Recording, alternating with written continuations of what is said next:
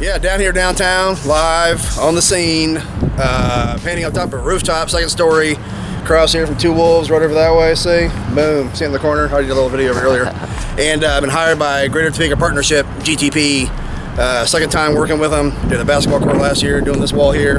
Just an old tagged up rooftop that they can see from their main conference room, so they don't want to see that, so they hired me to do a Topeka flag, which is the new flag. I'm gonna put some sunset in there, sunrise, something, and some rolling hills, and call it a night. Man. So I'm gonna get in about 2-3 days, and stay tuned. Yes. Getting it laid down.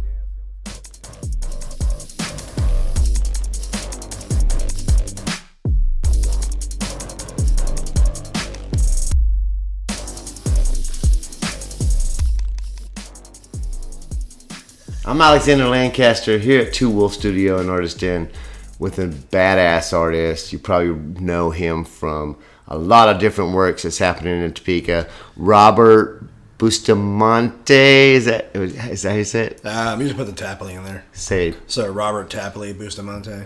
Robert Tapley Bustamante. Yeah, that's right. And Robert has done some awesome stuff over the last few years for sure.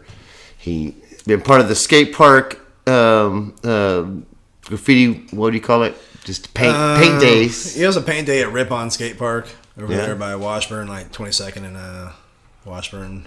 Yep. Whatever Burlingame, I guess they call it. And your latest project was the police department.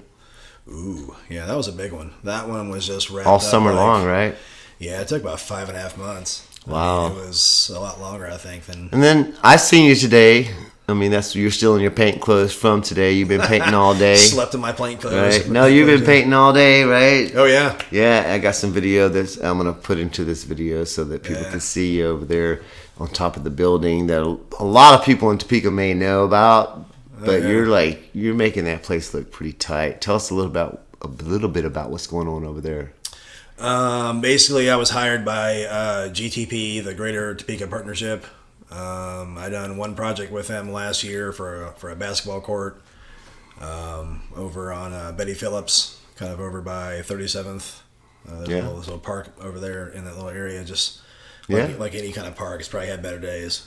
So you did a project for them over there? That was like a big basketball court. I didn't paint the whole basketball court, but it was probably a third of it. But it's still like 52 feet by 26. It's pretty decent size.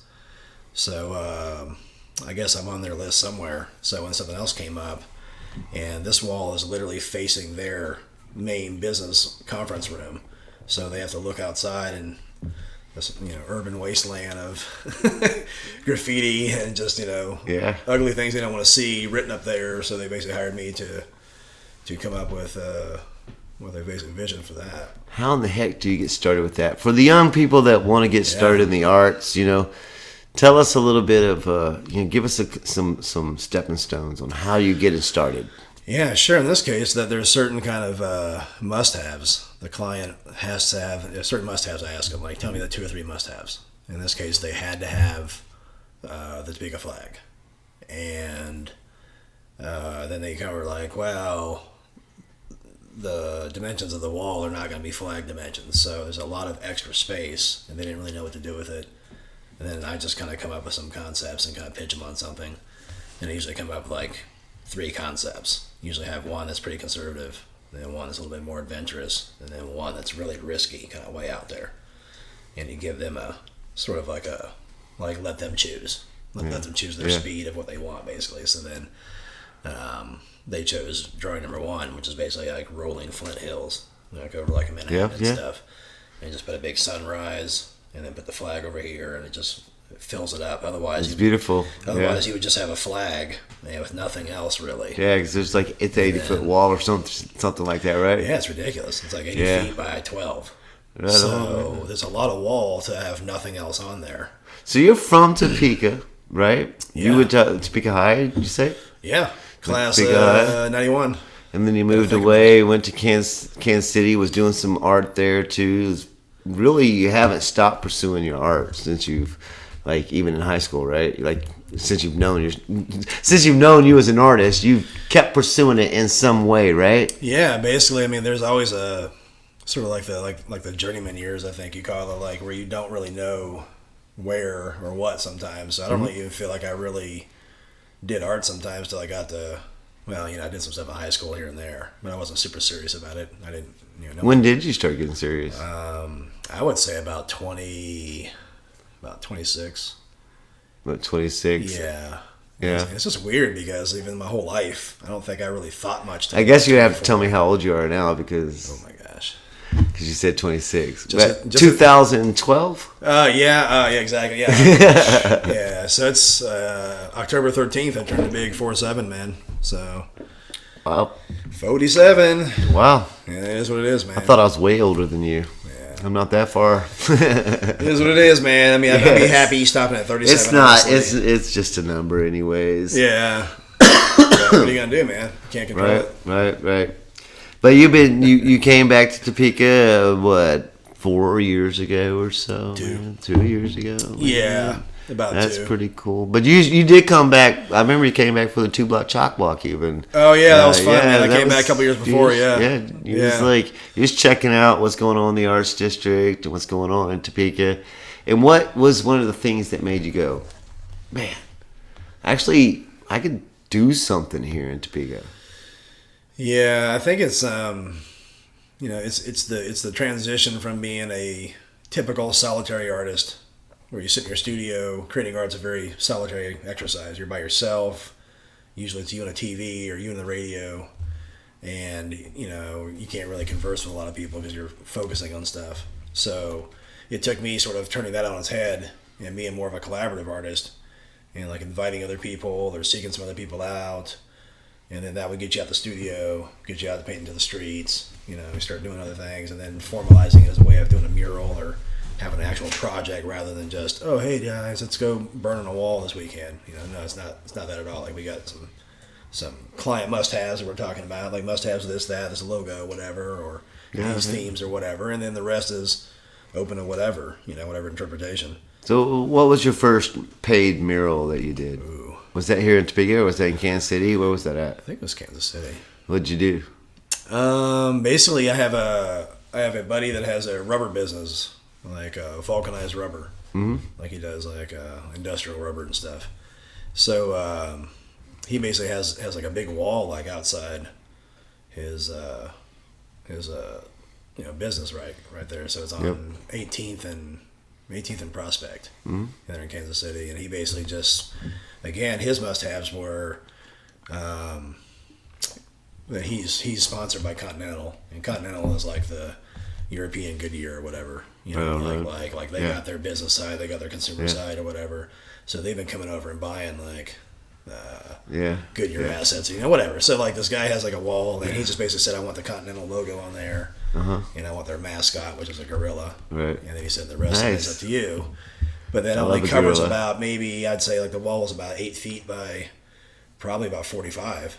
Right. So the gorilla only covers about 12 feet of that. Did you kick ass on it or what? And then you got, what's that? Did you kick ass on it? Yeah, exactly. Yeah, right. You did? Yeah, and then like basically it's like 45 feet and got a gorilla and it got some stuff on there, and I was able to. That's cool, man.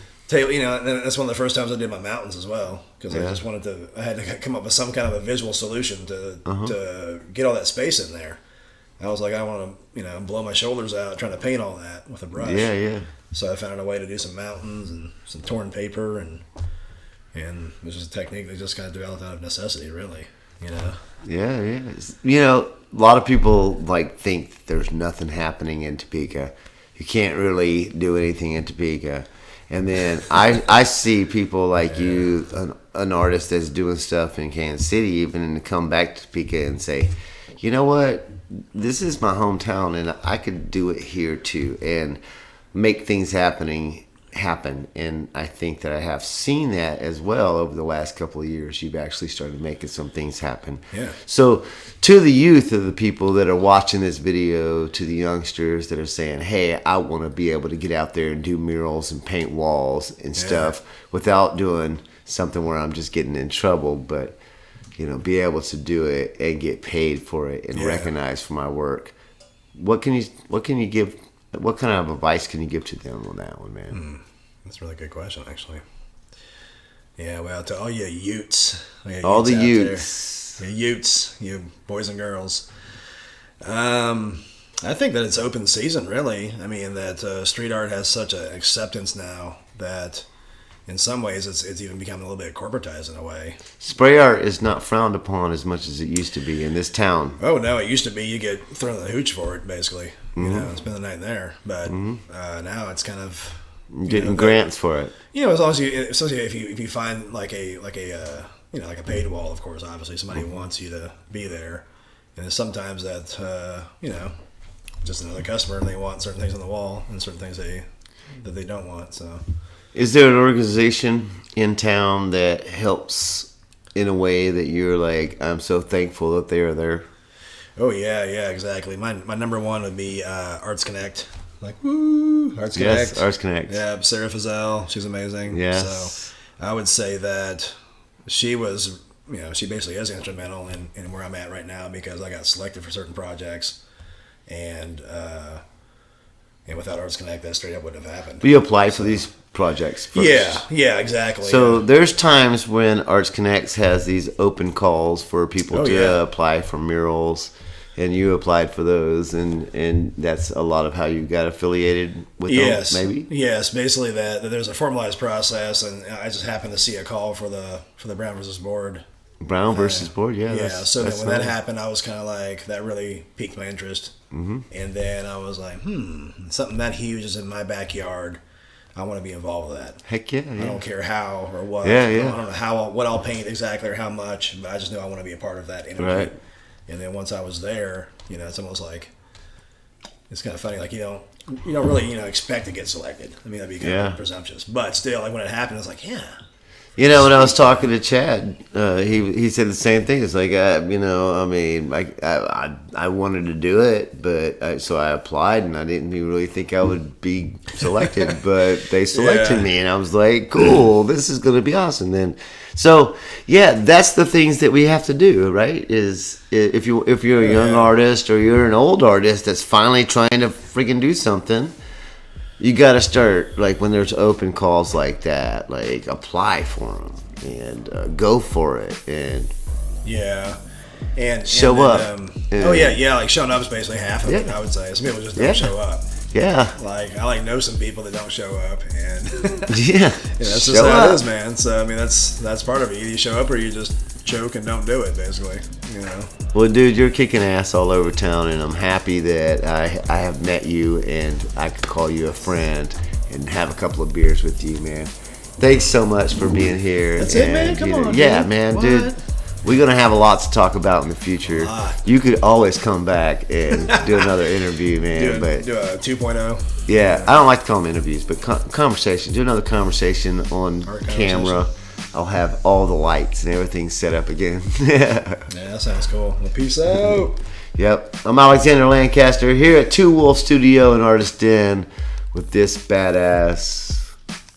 Say your name. Muchacho? No. This badass muchacho. Robert Tapley Bustamante, or Visual Soul. Visual Souls. That's what I seen.